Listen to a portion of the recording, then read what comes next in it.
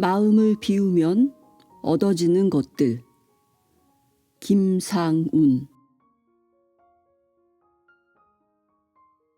마음을 백지장처럼 텅 비우고 원하는 바를 그려넣어 꿈을 이뤄내는 수천 년 비전의 신기한 우주 원리를 알기 쉽게 설명한다.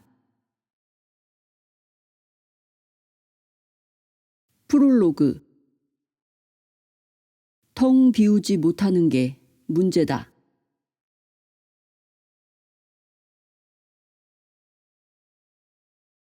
그따위로 끼어드는 법이 어딨어? 지방의 한 고속도로에서 벌어진 일이다. 40대 운전자 최 씨는 1차선에서 콧노래를 부르며 승용차를 몰고 있었다. 추석을 맞아 아내와 아들을 데리고 고향으로 내려가는 중이었다.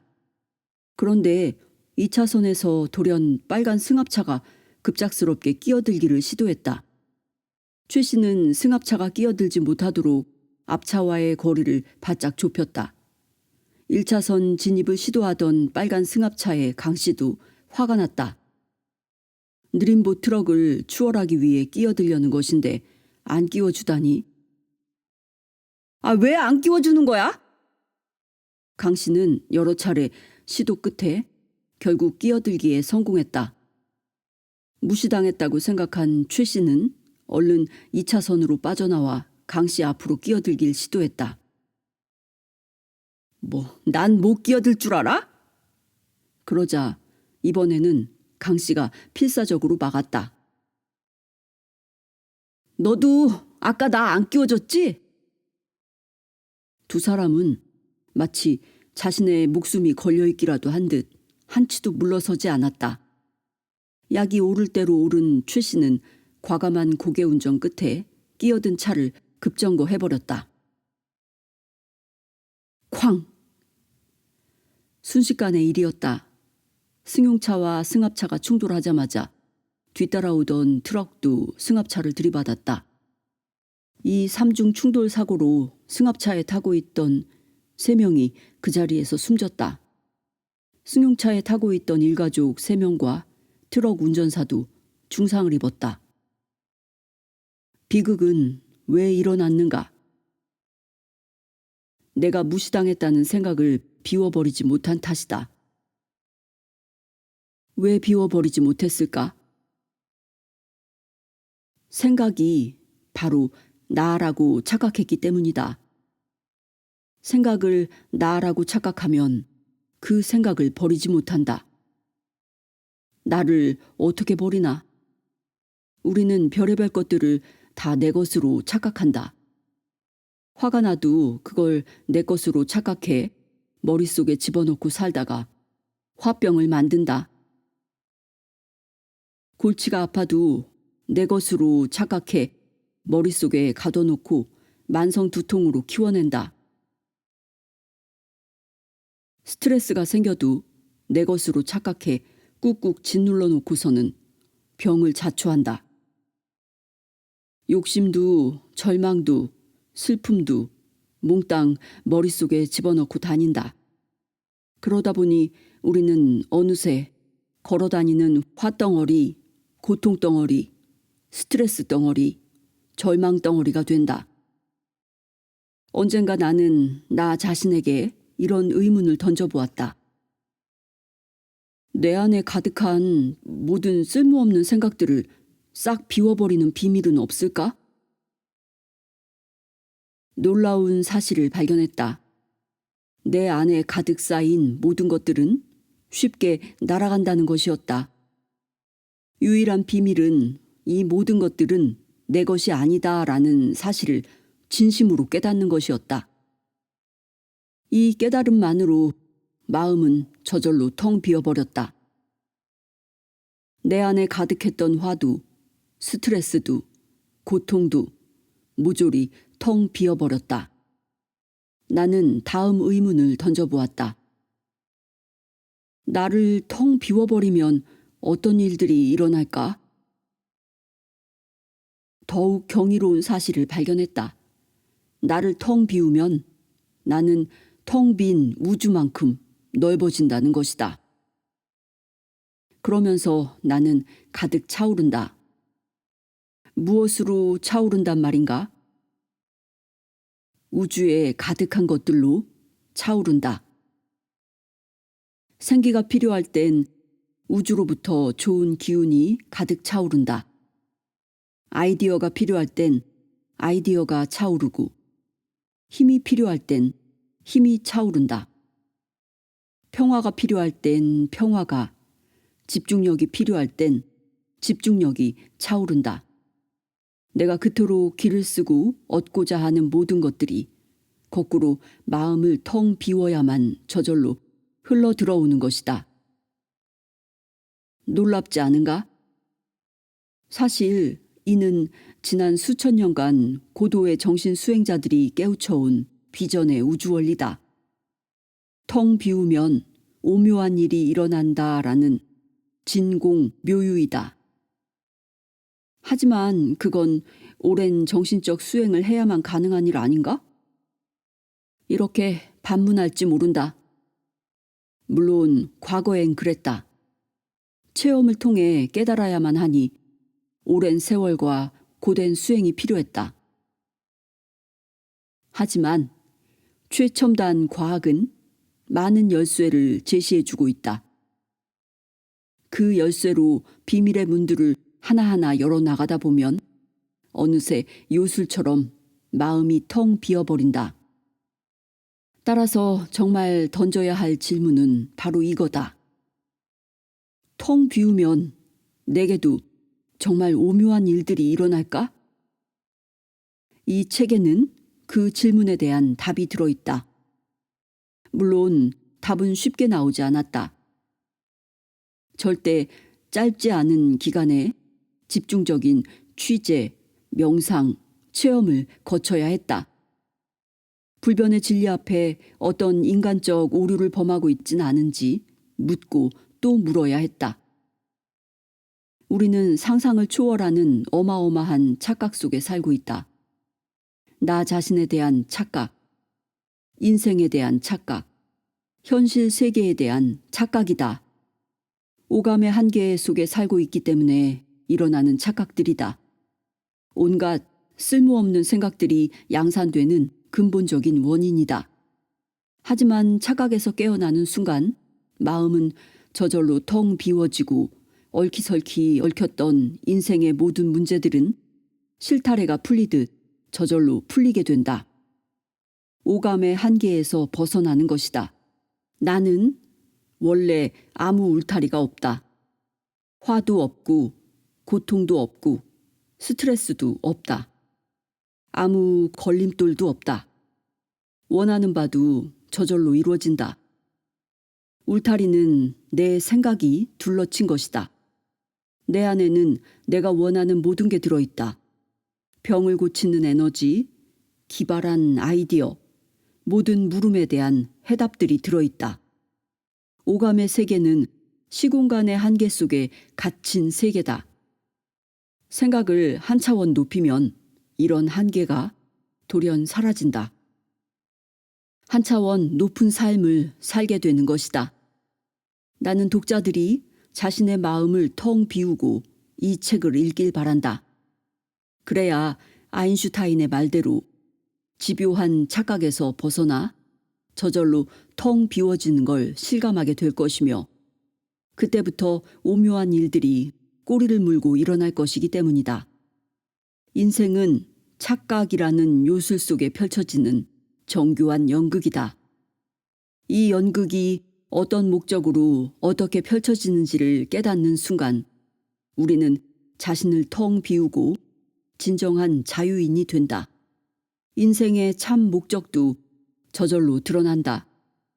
그래서 꿈을 이루는 일도 물 흐르듯 수월해진다. 내겐 아직 부족한 점이 많다. 하지만 최소한 이 책을 쓰는 이 순간까지 내가 취재하고 깨달은 것만큼은 쉽게 전달될 수 있도록 온 힘을 다했다. 1장 진공묘유 텅 비우면 오묘한 일이 일어난다. 우리 머릿속은 하루 평균 무려 5만 가지나 되는 어마어마한 생각들로 뒤덮여 있다. 주로 나의 집착적인 생각들이다. 이렇게 생각의 감옥에 갇힌 나를 활짝 열어놓는 것이 진공묘유의 첫걸음이다. 한 젊은 여성이 원인 모를 두통에 시달리고 있었다. 병원마다 찾아다니며 호소했지만 의사들의 반응은 늘 똑같았다. 그들은 두통약을 처방해주며 곧 진정될 것이라고만 했다. 하지만 두통약을 하도 많이 먹다 보니 이제는 웬만큼 먹어서는 기별도 안 갔다. 그 여성은 지칠 대로 지쳤다. 마침내 탈진 상태에 빠져 직장도 포기한 채 몸져 누웠다. 시름시름 앓는 그녀를 보고 한 친구가 용하다는 의사를 소개해 주었다. 의사는 빙긋 웃으며 그녀에게 말했다. 빨간 고통덩어리가 머리통에 꽉 차 있군요. 그걸 가둬놓고 있으니 당연히 두통이 생기죠. 그러면서 눈을 감으라고 했다. 머리통이 지름 1미터로 넓어졌다고 상상해 보십시오.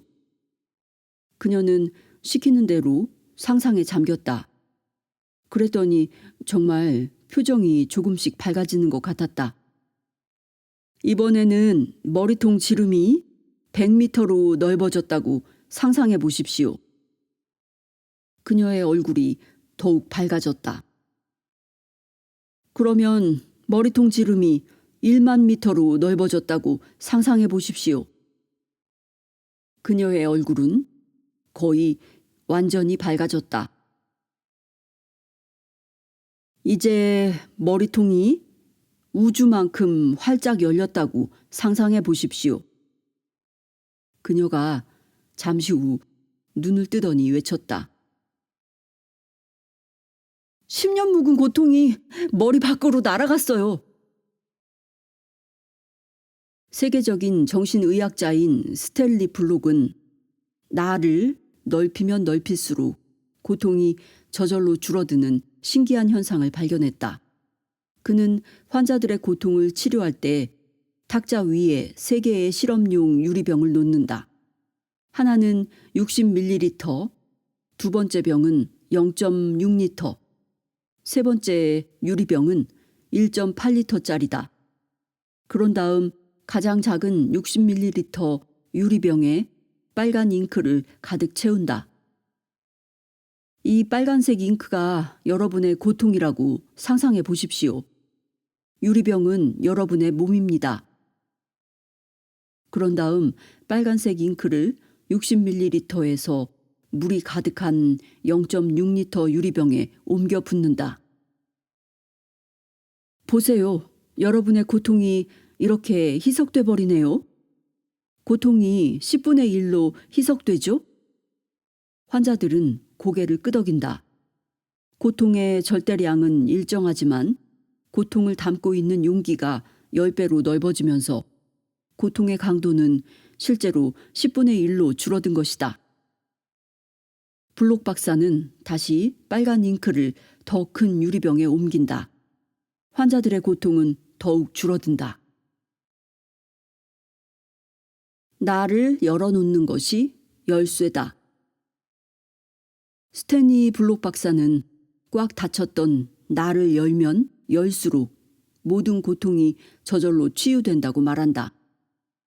나를 여는 가장 쉬운 방법은 주변의 자연 소리에 귀를 기울이는 것이다. 그의 세미나에 참석했던 한 남성은 이렇게 증언했다. 어릴 적 통증이 못 견딜 정도로 심해지면 개울가에 누워 개울물 졸졸졸 하는 소리에 귀를 기울였어요. 그러면 통증이 물에 떠내려가듯 사라지곤 했죠. 통증이 내 몸에 들어있다라고 생각하고 그 생각에 파묻히면 도저히 견딜 수가 없다. 하지만 내 몸이 열려있고 통증은 개울물을 따라 떠내려간다라고 생각하면 실제로 통증은 사라진다. 류머티즘성 관절염을 앓는 한 여성은 인생이 고역이었다. 손가락, 팔꿈치, 무릎 등의 관절이 염증으로 퉁퉁 부어올라 아팠다. 특히 새벽에는 통증이 극에 달했다. 하루에 겨우 2~3시간 자는 게 고작이었다. 의사들은 진통제와 수면제를 처방해 주었지만 효과는 점점 떨어졌다. 그러다 마음을 여는 방법을 알게 되었다. 그녀는 저녁이 되면 주변의 소리에 귀를 기울이기 시작했다. 그리고 향기를 느낄 수 있도록 촛불도 켜놓았다. 촛불을 끄고 나면 침대에 들어가 부드러운 시트나 이불이 발, 엉덩이, 등, 가슴 등에 닿는 촉감을 느껴보았다. 말하자면 자신을 완전히 열어놓고 주변과 하나가 되고자 했다. 그렇게 일주일쯤 지나자 잠을 푹 잘 수 있었다. 그리고 몇 주 후에는 약이 필요 없게 되었다. 가족들은 그녀의 변화를 보고 놀라워했다. 새로운 약을 먹나 봐. 얼굴이 환해졌어. 한 달 후 그녀는 통증에서 완전히 벗어났고 약도 완전히 끊었다. 또 다른 여성은 딸아이를 데리고 세미나에 참석했다. 그런데 도중에 아이가 울음을 터뜨리며 당장 집에 가자고 막무가내로 떼를 썼다. 당황한 그녀는 아이를 화장실로 끌고 갔다. 온 건물이 떠나갈 듯 울어대던 아이가 돌연 잠잠해졌다. 무슨 일이 일어난 것일까? 딸아이가 하도 울어대기에 저는 너무나 끔찍해서 양손으로 제 귀를 틀어 막았죠. 그런데 갑자기 귀를 누르고 있는 손바닥에서 맥박 소리가 들리는 거예요. 그래서 그 소리에 가만히 귀를 기울여 보았어요. 그러면서 점차 평화가 왔습니다. 그래서 이번에는 손을 내리고 딸의 울음소리에 귀를 기울여 보았어요. 울음소리가 끔찍하다 생각하지 않고 소리 나는 그대로 들어봤습니다. 그랬더니 어린 딸의 얼굴이 점점 사랑스럽게 보이고 제 몸도 편안해지는 걸 느꼈어요. 갑자기 딸을 안아 올리고 싶은 충동이 들었어요. 그래서 딸을 들어 거울을 보게 했죠. 그 순간 딸은 즉각 울음을 멈췄어요. 이게 화장실에서 일어난 일 전부랍니다. 이런 일은 난생 처음이에요. 아이의 울음소리가 끔찍하게 들리는 건 나를 꽉 닫고 그 소리를 짓누르기 때문이다.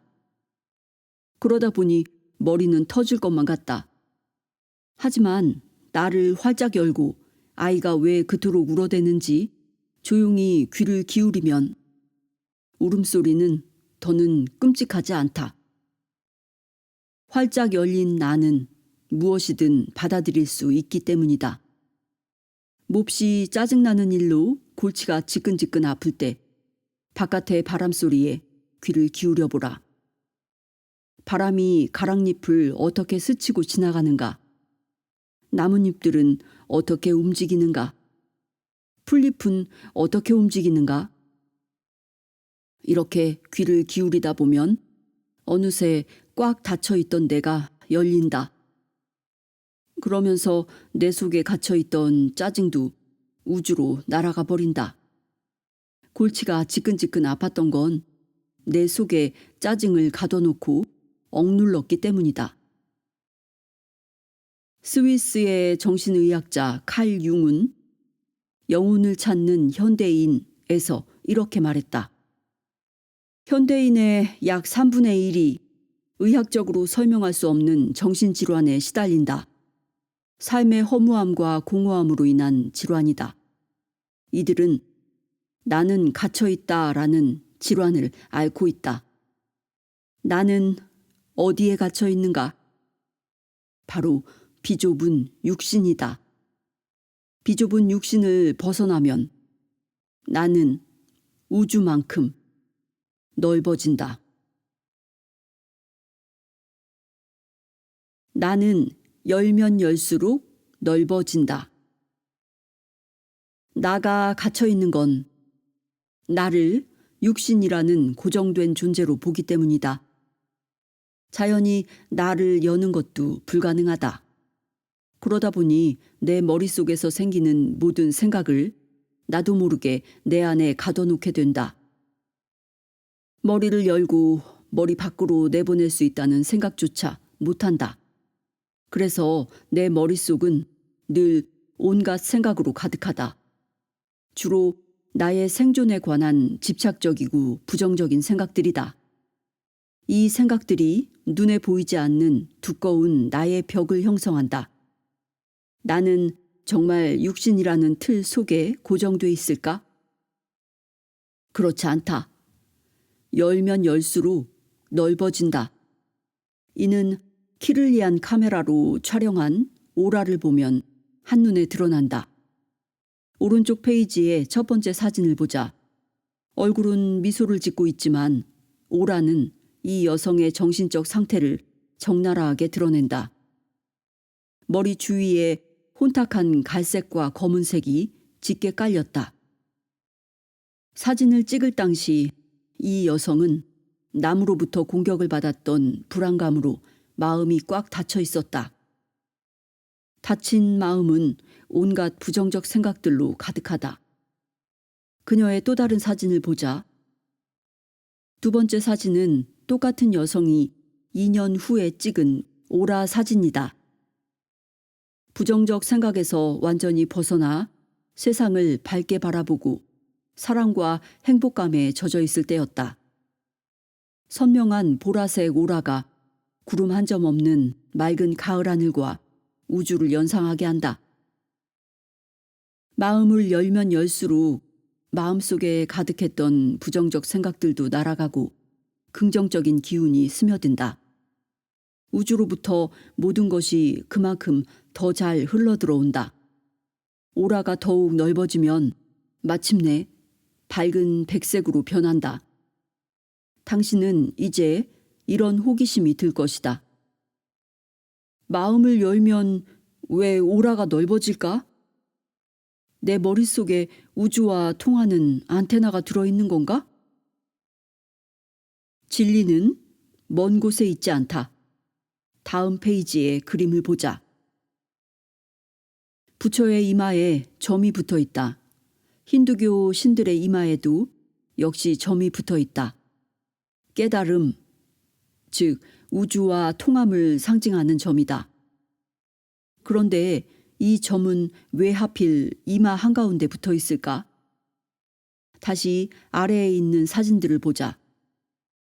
바티칸 박물관 앞마당에 거대한 솔방울이 세워져 있다.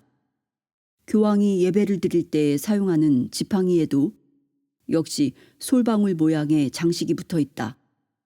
모두 신과 통하는 상징으로 사용되는 사물이다. 그런데 왜 하필 솔방울일까? 솔방울은 두개골 정중앙에 자리 잡은 솔방울 샘, 즉 송과선을 의미한다. 송과선은 17세기 프랑스 철학자이자 수학자였던 데카르트가 영혼의 자리라고 불렀던 곳이다. 육신의 세계와 영적 세계를 이어주는 곳이라는 의미였다. 데카르트가 송과선을 영혼의 자리라고 불렀던 근거는 무엇이었을까? 이미 수천 년 전부터 영적 경지에 이른 사람들은 사람의 머리 윗부분에서 오라가 형성된다는 사실을 알고 있었다. 지금도 일정한 경지에 오른 스님들이나 성자, 인도의 요기들은 눈을 뜬 채로도 다른 사람들의 오라를 훤히 볼 수 있다. 하지만 사람들은 이를 일종의 미신처럼 여겨왔다. 자신의 눈으로는 확인할 수 없었기 때문이다. 키를리안 카메라가 발명되면서부터 사정이 달라졌다. 사진기로 인체의 에너지장을 생생하게 촬영할 수 있게 되었기 때문이다. UCLA의 생리학 교수인 발레리 헌트 박사는 키를리안 카메라로 송과선에서 뿜어져 나오는 정수리 주변의 오라가 사람마다 각기 다르다는 사실을 발견했다. 깊은 마음을 가진 사람일수록 송가선에서 뿜어져 나오는 보라색 에너지장이 머리 위에 선명하게 나타난다. 영적 깨달음을 얻은 사람은 맑은 흰색 에너지장이 나타난다. 정신과 의사들이 최면 치료를 할 때 환자들에게 머리로부터 흰색 빗줄기가 몸을 타고 내려오는 걸 상상하게 하면 환자들이 쉽게 최면에 빠지는 것도 빛이 지닌 신비한 힘을 말해준다. 1958년 예일대학의 아론 러너 박사와 그의 팀은 송과선을 정밀 분석해보고는 깜짝 놀랐다. 안구 바로 뒤에 두개골 깊숙이 자리 잡은 송과선이 수정체, 각막, 망막은 물론 심지어 광수용체 세포들까지 두루 갖추고 있었기 때문이다. 송과선은 완전히 깜깜한 곳에 박혀 있으면서도 광수용체 세포를 통해 빛을 감지하는 기능이 있었다. 심리학자인 스티븐 필립스 박사는 영적으로 깨어날수록 제3의 눈도 실제로 눈을 뜬다고 말한다. 제3의 눈은 육안으로는 보이지 않는 미립자까지 볼 수 있어요. 눈을 감고도 수천 킬로미터 밖을 훤히 볼 수 있는 천리안도 제3의 눈 때문이죠. 라고 말이다. 이스라엘 벤구리온 대학의 시드니 랭 교수와 프랑스 국립산업환경연구소의 시몽 바코니에 교수 등은 송과선에 지르코늄 수정이 들어있다는 사실도 발견했다. 이 물질은 라디오의 전파를 송신하는 트랜스미터 역할을 하는 물질이다. 새들의 지르코늄 수정은 수천 킬로미터를 날아가더라도 길을 잃지 않도록 해주는 GPS 역할도 한다. 거리나 물리적 장애물에 관계없이 무엇이든 꿰뚫고 목표를 찾아가도록 전자기파 신호를 보내주는 것이다. 이렇게 보면 송과선은 우주와 신호를 주고받을 수 있는 신기한 송수신 장치인 셈이다. 고대 이집트 사람들도 송과선이 우주와 통하는 안테나이며 물리적 장벽을 투시해 볼 수 있는 마음의 눈이라고 믿었다. 그래서 송과선을 제3의 눈, 머릿속의 빛, 모든 걸 보는 눈 등으로 불렀다. 왕족들은 송과선을 키우면 키울수록 신과 가까워지고 신으로부터 투시력과 같은 신비한 힘을 얻게 된다고 믿었다. 그래서 피라미드의 방들도 모두 우주의 기운을 모을 수 있는 구조로 지었다고 전해진다. 그렇다면 송과선이 정말 인간의 마음과 우주를 하나로 통하게 하는 안테나일까? 물론 단정하긴 어렵다. 하지만 마음을 열수록 송과선을 둘러싼 오라가 점점 더 커진다는 사실에 비춰볼 때 대답은 자명해 보인다. 또한 나는 우주와 하나다라고 생각하면 오라가 커지고 나는 우주와 단절되어 있다라고 생각하면 오라가 작아지는 현상도 우리 머릿속에 우주와 통하는 장치가 들어있을 것이라는 분석을 뒷받침한다. 1. 텅 빈 우주는 모든 정보로 가득하다. JT라는 이름의 개는 매일 오후 6시가 가까워지면 창가로 다가가 꼬리를 흔든다. 창밖을 내다보며 누군가를 기다린다. 잠시 후 그 집 딸이 문을 열고 들어선다. 개가 딸의 퇴근 시간을 정확히 알고 있는 것이다. 신기하게 여긴 부모가 어느 날 딸에게 물었다. 얘야, 퇴근 시간을 살짝 바꿔보렴. 걔가 바뀐 퇴근 시간도 알아맞히는지 궁금하구나. 딸도 궁금했다.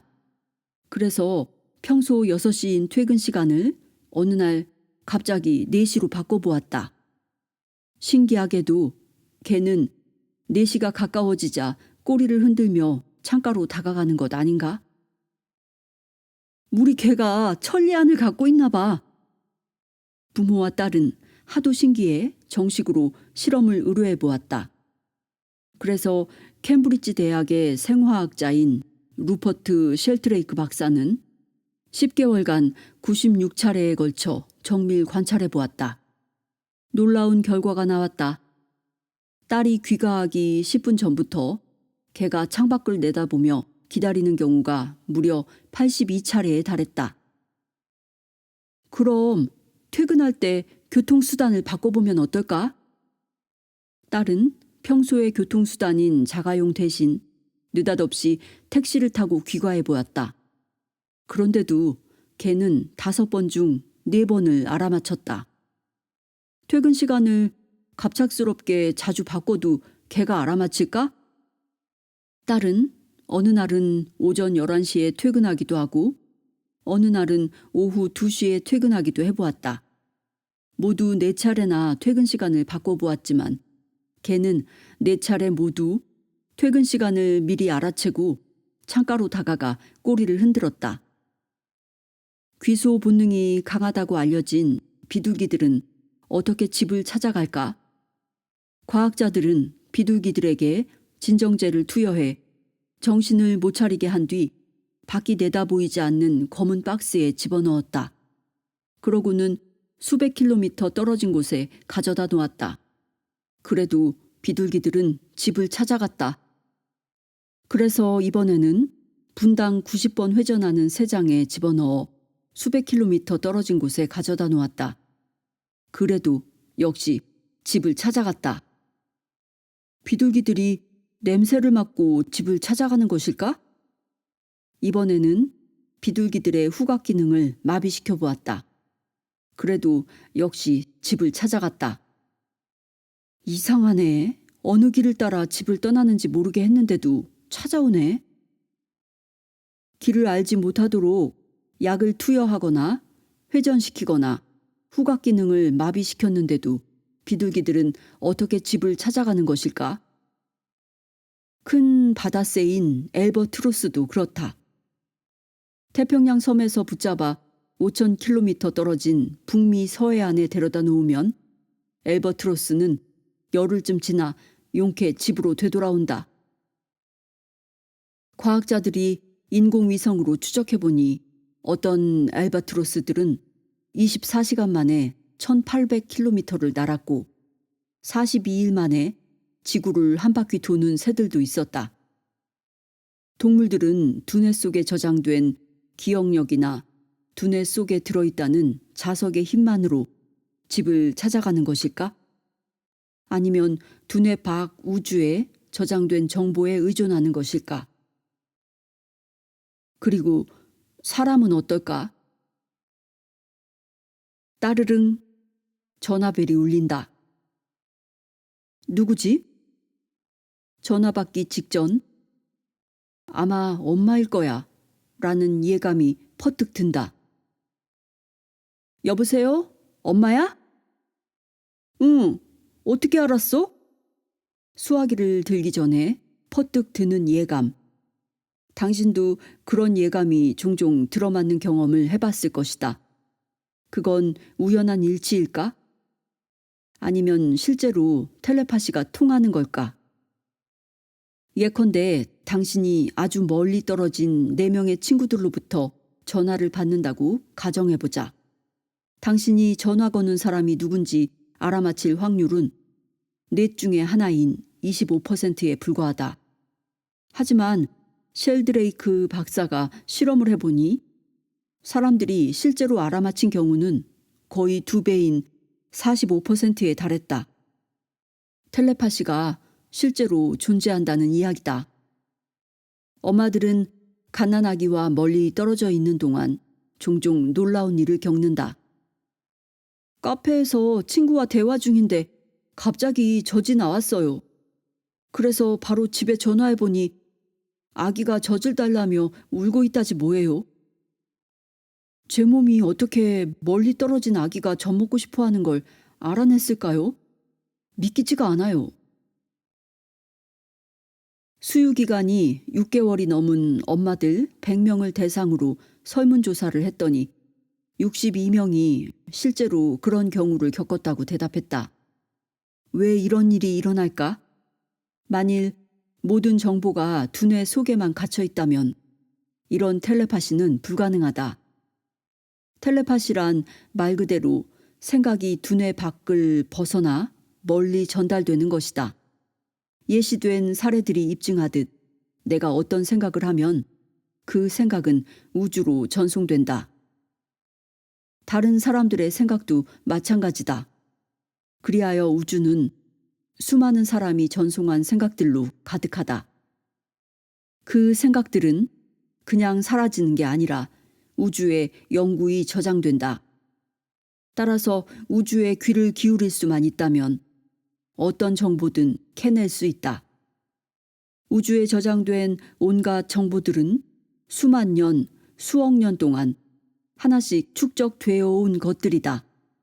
쉘드레이크 박사는 이렇게 말한다. 어떤 동물이 어떤 새로운 아이디어를 생각해내면 그 아이디어는 우주에 저장되기 시작한다.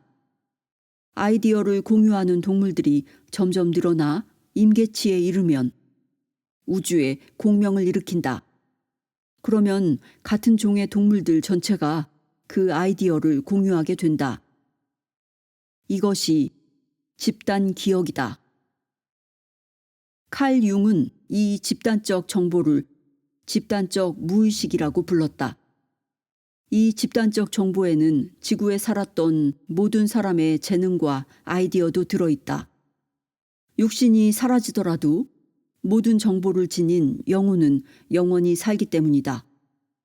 지난 수백 년간 과학자들은 모든 정보가 두뇌에 저장되어 있다고 믿었다.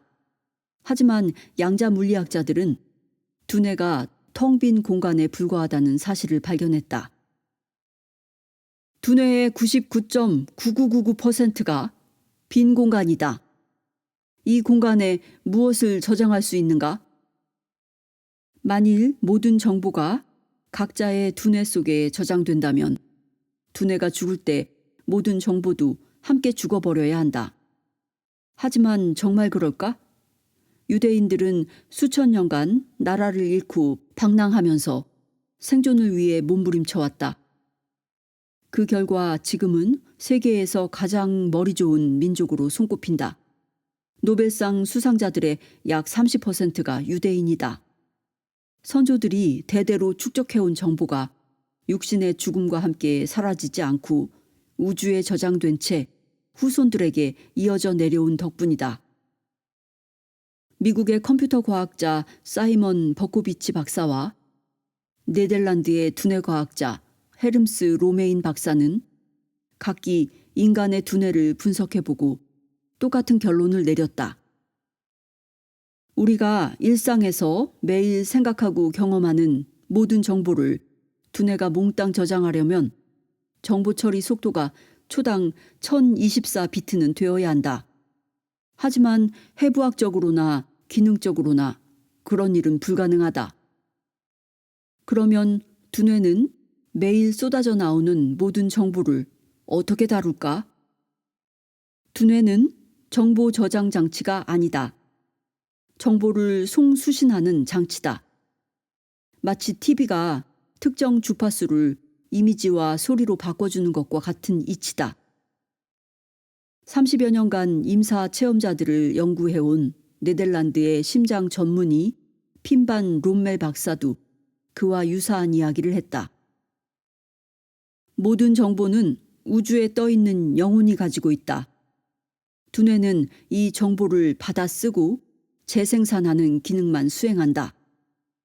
쉘드레이크 박사도 두뇌는 정보나 아이디어를 기억하거나 저장하는 장치가 아니라 우주에 저장된 정보를 꺼내 쓰는 장치다. 즉, 두뇌는 정보가 저장된 도서관이 아니라 우주에 저장된 정보들을 송수신하는 기능을 할 뿐이다. 라고 말했다. 생물의 DNA에 모든 설계도가 들어있다는 것도 착각이다. 쉘트레이크 박사는 이런 질문을 던졌다. 도토리는 어떻게 일정한 형태의 떡갈나무로 성장할까? 사람은 어떻게 저마다 다른 모습의 성인으로 자랄까? 이건 DNA가 정하는 게 아니다. DNA는 어떤 세포로 자랄 것이냐를 지시할 뿐, 세포들이 합쳐져 어떤 모양을 형성할 것이냐는 결정하지 못한다. 예컨대 손이나 발의 DNA는 똑같다. 세포도 똑같다. 이렇게 DNA와 세포가 똑같은데 어떻게 각기 다른 모양으로 자라나는 것일까? 손에게 손의 모양을 갖도록 하고 발에게 발의 모양을 갖도록 지시하는 건 무엇인가? 그건 우주에 저장된 정보다. 프린스턴 대학 출신의 천체 물리학자 로버트 길먼 박사도 같은 분석을 내놓았다. DNA가 모든 정보를 갖고 있다는 건 착각이다. 예를 들어 떡갈나무의 DNA는 떡갈나무가 어떤 형태로 성장할 것인지에 관한 정보는 가지고 있지 않다. 단지 DNA는 수억 년에 걸쳐 우주에 저장된 정보에 주파수를 맞추는 역할을 수행할 뿐이다. 두뇌의 정보도 DNA의 정보도 죄다 우주로부터 나온다는 이야기다. 지능은 영혼에서 흘러나온다. 그런데 양자 물리학자들은 영혼의 99.9999%는 우주에 있고 0.0001%만 육신에 들어있다. 라고 말한다. 다시 말해 우주가 우리의 영혼이자 진정한 두뇌라는 것이다. 우주 두뇌는 무한한 모든 정보를 가지고 있고 모든 곳에 존재한다. 그래서 아인슈타인도 우주에는 완벽한 두뇌가 존재한다 라고 말했다. 이처럼 텅 빈 우주에 모든 정보가 들어있는데 나는 왜 그 정보를 마음대로 꺼내 쓰지 못하는 걸까? 주파수와 맞지 않기 때문이다. 생각해보라. 텅 빈 우주와 주파수를 맞추려면 내 마음도 역시 텅 비워야 하지 않겠는가? 하지만 마음을 텅 비우는 게 그리 쉽지 않다. 내가 눈뜨고 있는 단 한순간도 마음이 비지 않기 때문이다. 마음은 늘 생각으로 가득하다. 그렇다고 우주에 떠다니는 정보를 전혀 꺼내 쓰지 못한다는 건 아니다. 예컨대 마음을 가라앉히고 나는 우주와 하나다라고 생각하는 것 자체만으로도 어느 정도 우주와 통한다.